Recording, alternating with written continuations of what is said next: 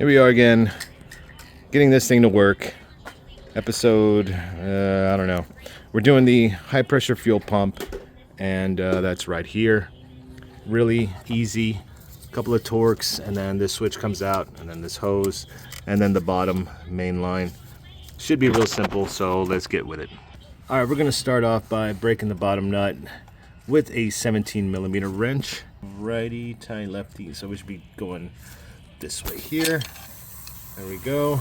Broke it loose. Fuel will be coming out, so just have a rag ready.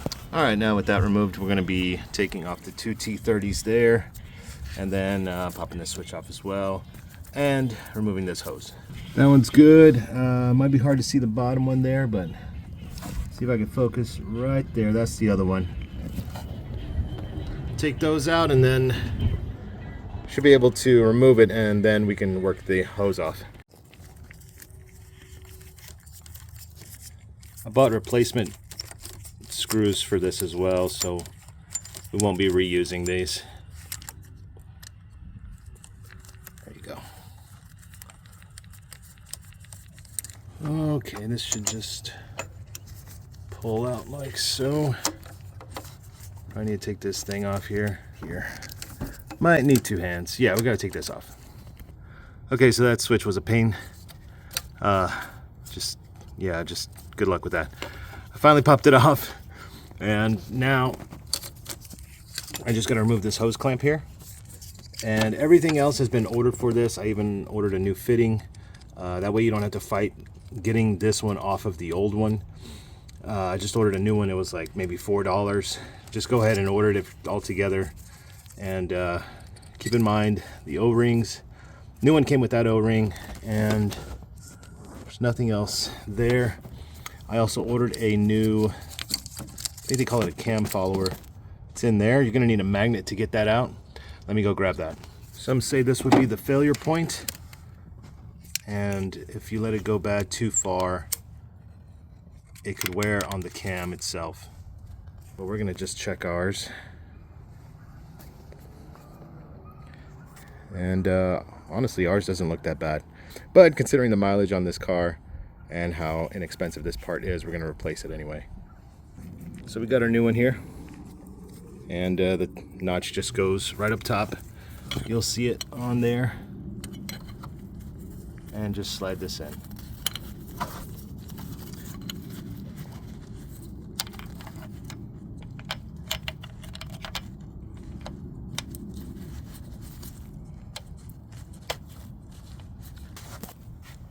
All right, now we're just gonna remove this hose, put that one on the new fuel pump, and we're done. Just picked these up, never used them. I hope they work, because last time I hurt myself pretty good. Let's check this out here. Tighten there.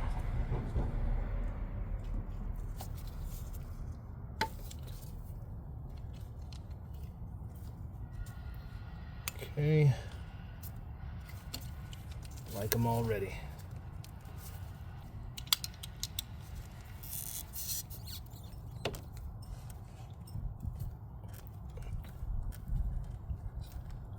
Just gotta wrestle with it.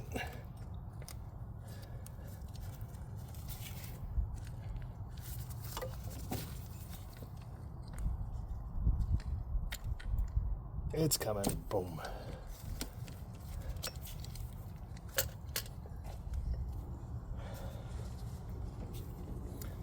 There's the new one. We already installed the new fitting. So everything's pretty much just the reverse of this. Really freaking simple. Put that on. Already a fan of these clamps. Okay, now this goes back in.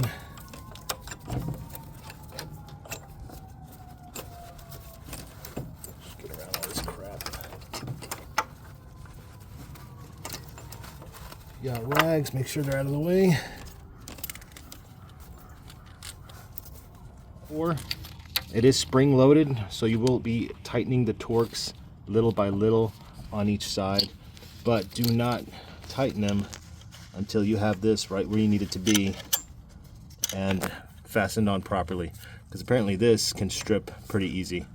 So Put this on first, and then you can start torquing these 2 torques little by little.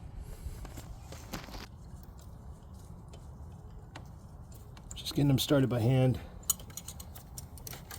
This is on, but it's still loose. Just doing little by little on each one. Not even using a ratchet yet.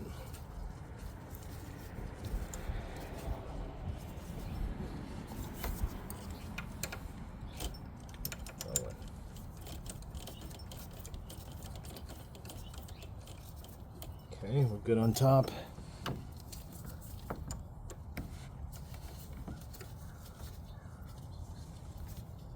Flush on the bottom. Now we can tighten the bottom line.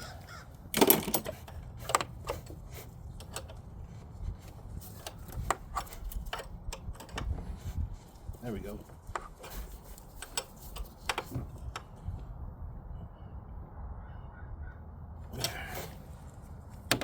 Bottom line's in. Now we finish it up.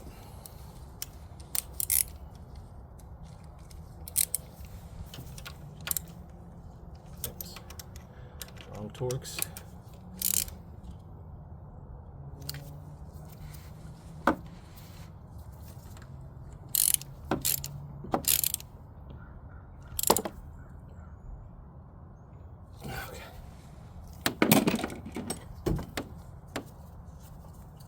Reinstall our switch sensor. Hear the click. Make sure hose is tight. Everything's good. Go ahead and leave the rags there for now, and we'll give it a test start.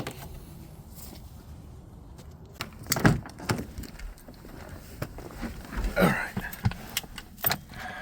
If it starts up, we're good.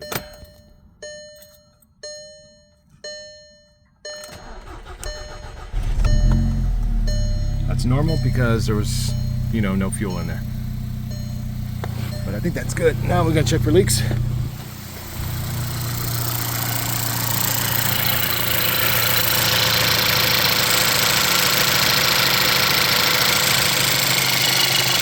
No leaks. No fuel spilling.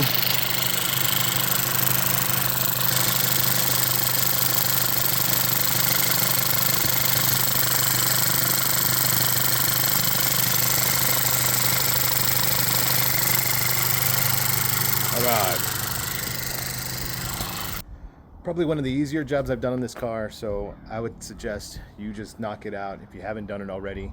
If you have replaced your fuel injectors and for some reason it's just taking a while to start, it won't crank up right away, I would suggest just replacing that. That's probably the issue.